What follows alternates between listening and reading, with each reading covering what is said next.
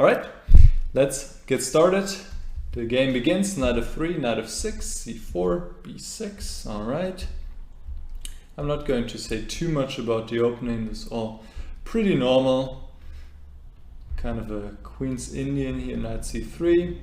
Now d5. Here b3 is what you played. There are other moves like knight e5 or c takes d5 to immediately clarify the structure in the center. b3 is also possible. You might want to look into c takes d5, for example. I like c takes d5 because after e takes d5 I think the structure in general favors white, since black has already played b6, and that means if he wants to stabilize the pawn on d5 in the future, the pawn on c6 will be not protected by the pawn on b7 and be rather weak. So here, for example, bishop f4, rook c1 and so forth. And I think black probably has to play with hanging pawns. Let's go c5 when white usually takes on c5. And I personally, I quite prefer white in these positions because black has to be so careful about not running into any tactics and not allowing white to change the structure or to force black to change the structure in an unfavorable way for black. So this is just another option I want to point out. b3 of course also completely sound. Knight b7, bishop b2, rook c8. Now you take on d5, which is completely fine. E takes, rook c1, a6, rook e1, all reasonable moves. So you see I'm not criticizing much here at all. Quite the opposite. Rook e8, a3, h6, and now you go knight d2, which is also I think reasonable. You could have also played b4, but knight d2 also quite like. And this is what you do here in this position. You play for e4, and in this current position it works out quite well, in fact.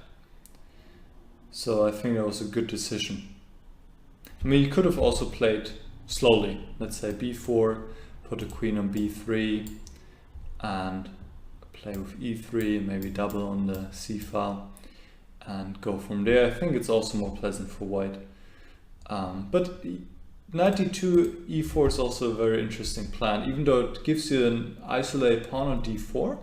But on the other hand, you're getting like active piece play, and that's more important. You're having a dynamic initiative here.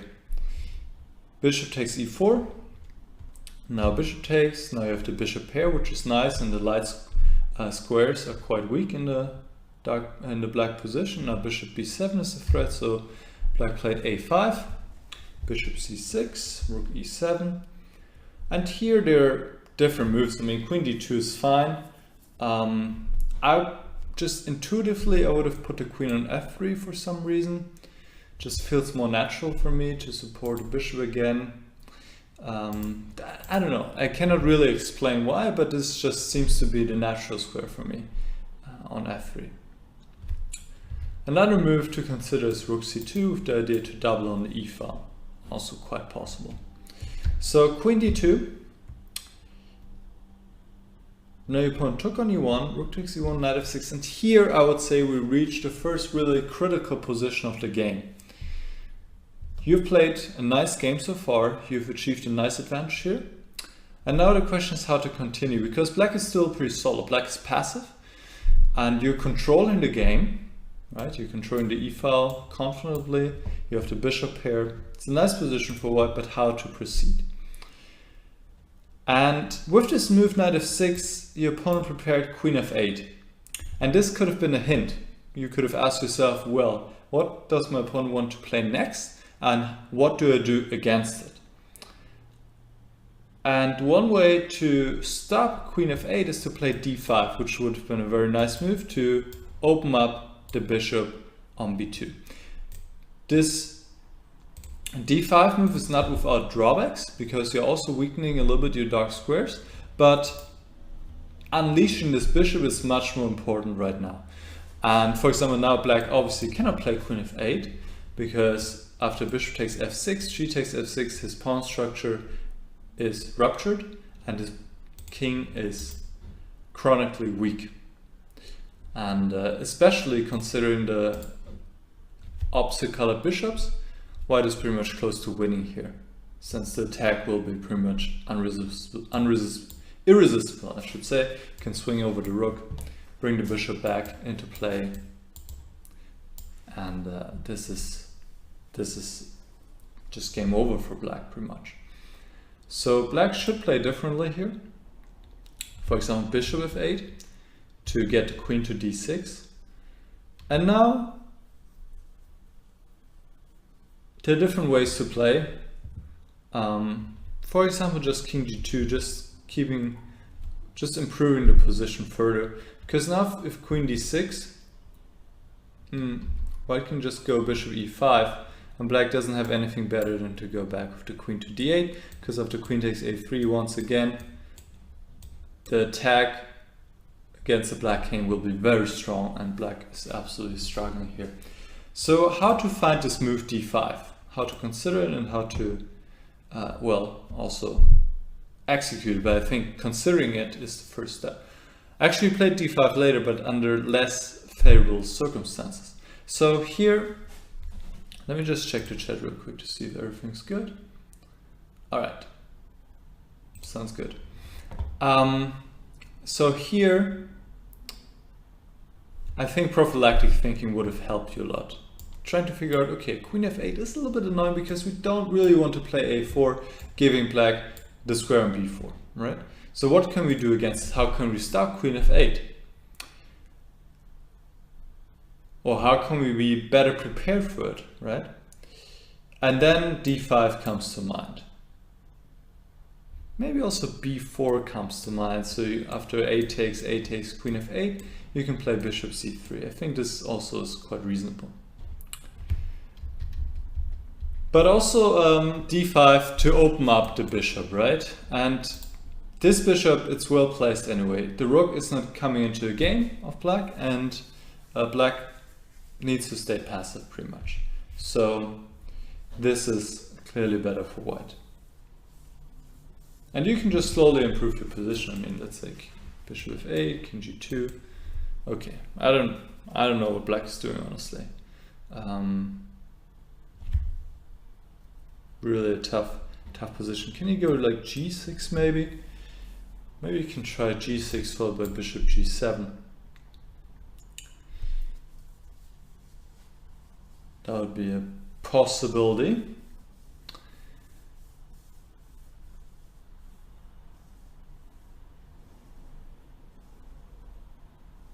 Yeah, maybe black can play something like this, yeah?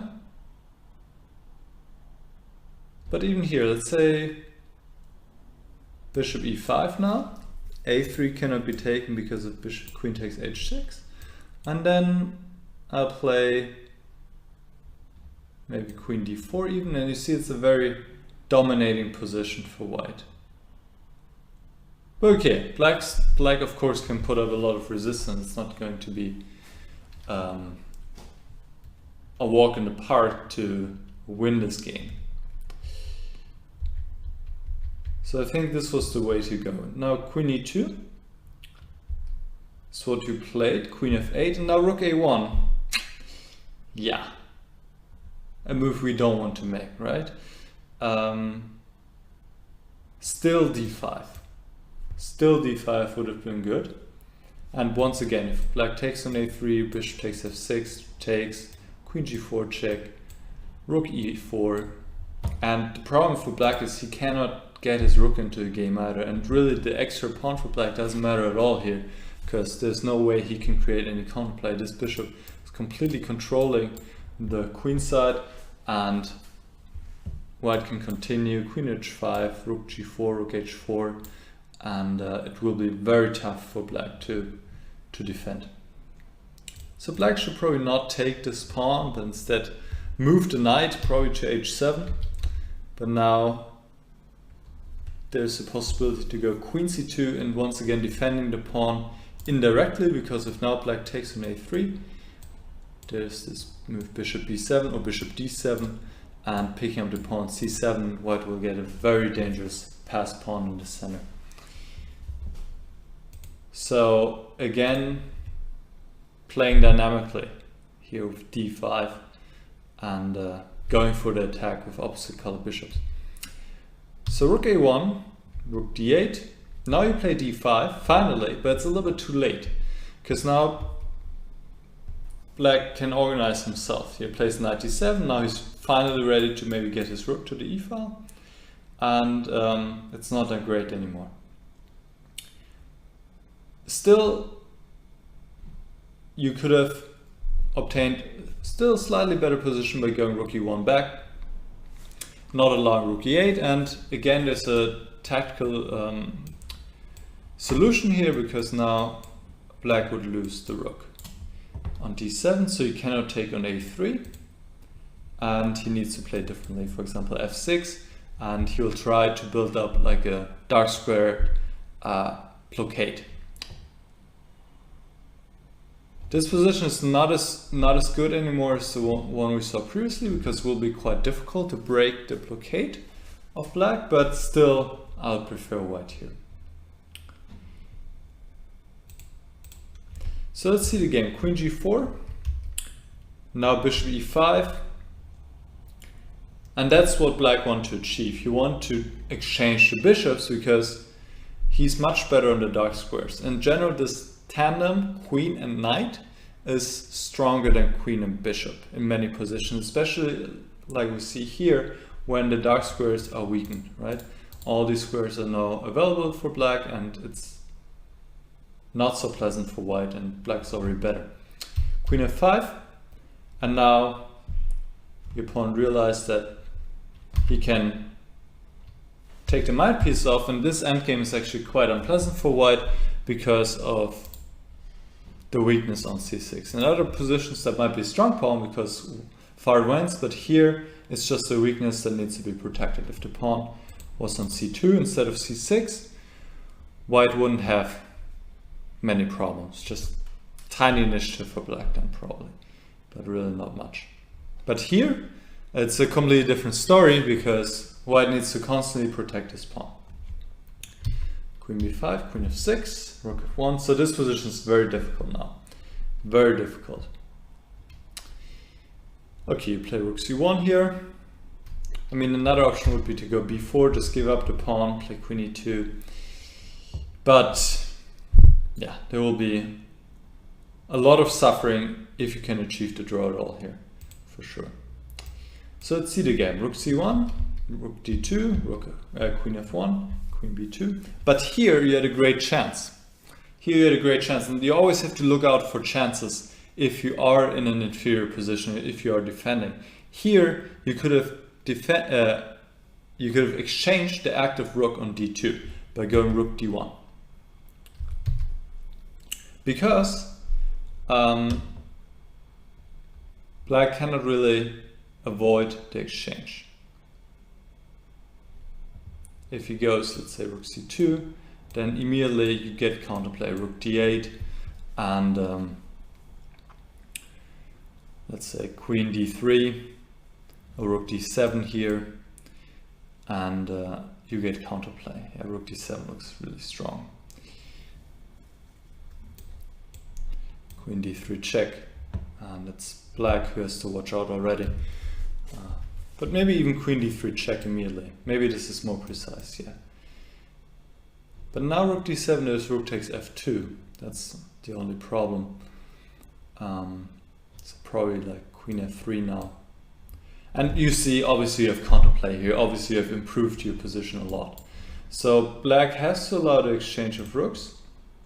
If he takes on d1, here this is draw immediately because you got the c7 pawn. Now this pawn is strong. It actually feels like black has to be careful to make a draw here.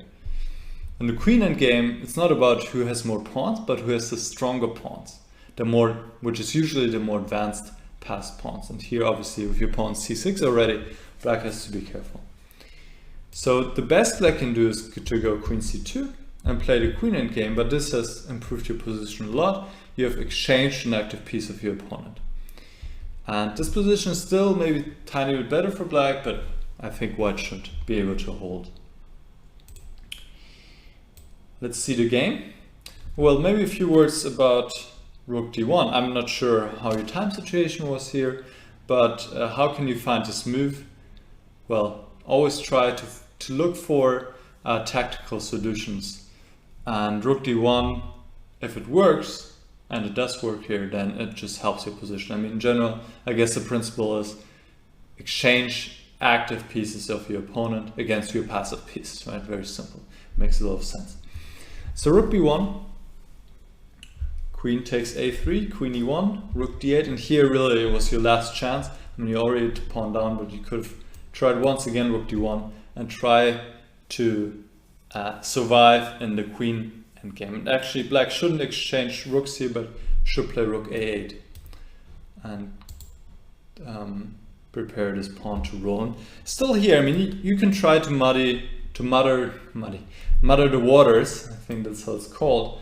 Queen takes b3, queen e5, activate your pieces. You still have this pawn c6. Okay, it could be a black is winning here with the a pawn, but he has to be precise, and there's still a lot of maybe difficulties or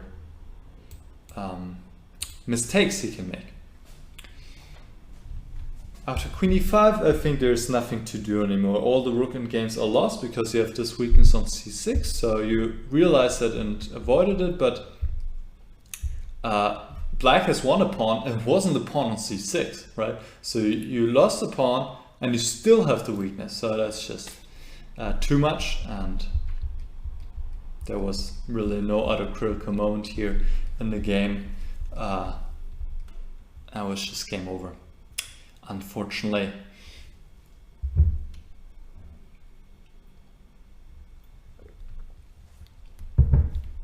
So before I summarize this game, let me check the chat if you have any comments about this game.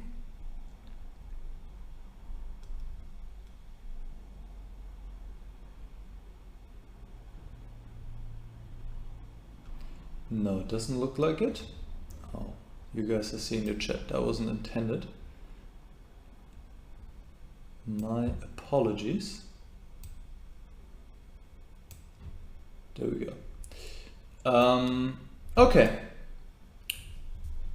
So, what to take away from this game? You started out well. Your opening, it was all fine. You played solidly. You built up an advantage. Played e4 was a nice break.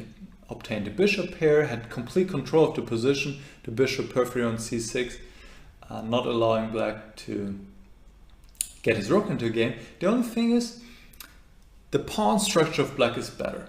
So you still had to play forcefully to restrain black.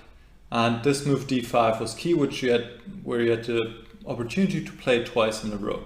Right? But the first time was even stronger. Immediately d5, opening up your bishop, and always having this threat of bishop takes f6 if black is not defending the knight with his queen, and to destroy the black king position, right? So d5 was a very important move there. And then later on, the endgame was very difficult, but I think the second most critical moment in this game and why you lost was because you couldn't put up enough resistance and didn't take your chances with rook d1, where you had twice the opportunity to play rook d1 and try to defend yourself in the queen endgame. So I think those were the two critical moments. One time where you could have increased the advantage, and the other time where you could have decreased the advantage of your opponent. And I think in general it feels like to me a lot has to do with tactics. I mean, we also saw some smaller inaccuracies where you could have defended the pawn a3 with tactical resource and you didn't make use of it. For example, when you could have played rook e1 instead of queen g4 and not allow black to take over the initiative. All right.